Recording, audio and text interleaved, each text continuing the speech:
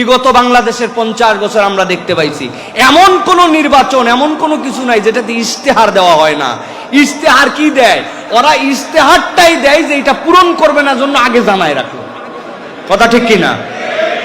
এই টাউটামি, এই রকম ফ্রড, এইটা আগামীর বাংলাদেশে আমরা আর দেখতে চাই না।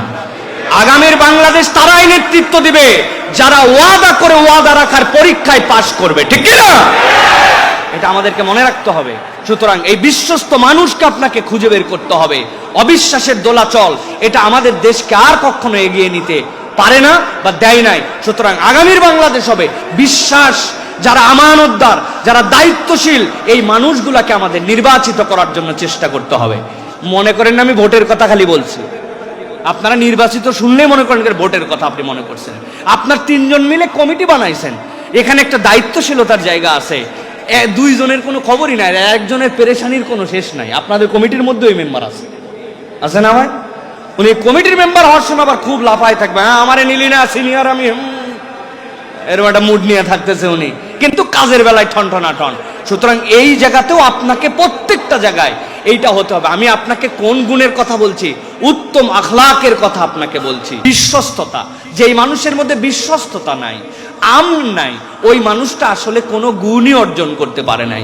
এই জন্য নবী করিম সাল্লাল্লাহু আলাইহি ওয়াসাল্লামের প্রতি সূরা নিসার 58 নম্বর আয়াত এসেছিল, ইন্নাল্লাহা ইয়া'মুরুকুম আন তুআদ্দুল আমানাতি ইলা আহলিহা ওয়া ইযা হাকামতুম বাইনান নাস আন তাহকুমু বিল আদল। আল্লাহ বলতেছেন তোমাদেরকে দায়িত্ব দেওয়া হয়েছে, তোমরা আমানতদার হও। সর্বক্ষেত্রে আমাদের মধ্যে আমানতদারিতার অভাব হয়ে গেছে। ভাই স্যার নাই, এখন গার্ডের জন্য অথবা নাস্তা করতেছে স্যার, এই ফাঁকে আপনি পিছন থেকে কিছু একটু শুনে নিলেন। স্যার না দেখলে আল্লাহও দেখে না, অতএব এটা তো জায়েজ। ঠিক না ভাই? এটা জায়েজ না ভাই?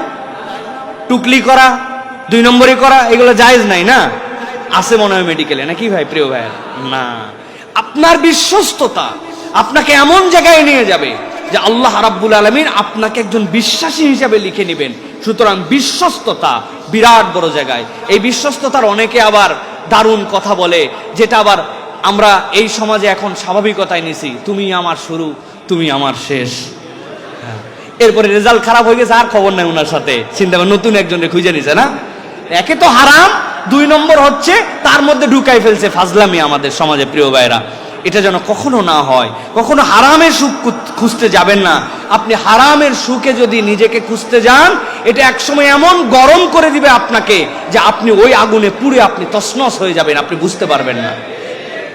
প্রিয় ভাইরা, এই জন্য বিশ্বস্ততা, আল্লাহ রাব্বুল আলামিন বলছেন নবী করিম সাল্লাল্লাহু আলাইহি ওয়াসাল্লামকে দিয়ে, এই কথা শুনলে আপনার ভয় হওয়ার কথা। যার আমানত নাই তার ঈমান নাই, যার আমানত নাই তার ঈমান নাই। সুতরাং আমানতদারিতা, বিশ্বস্ততা, এটা আমাদের জন্য খুব জরুরি। আমরা অনেক সময় আমানতের খেয়ানত করি খুব আমানতের সাথে। দোস্ত, আমারে একজনে কথা বলছে, আল্লাহর কসম আমি তোরে ছাড়ার কাউকে এটা বলতে চাই না। এই যে আল্লাহর কসম দিছে, একজন উনাকে বলছে, ভালো কাজ করছে তো না ভাই, আল্লাহর কসম দিয়ে তারে খালি বলতেছে, আর কাউকে বলবে না। এই খবর ক্লাসে ছড়াই যেতে 2 ঘন্টাও লাগে না, সবাই জানে পালাইছে। ও পাশের জন্য বলছে আল্লাহর কসম করে বলতেছে, হ্যাঁ তোরেই খালি বললাম। এই যে আমরা বিশ্বাসহীন একটা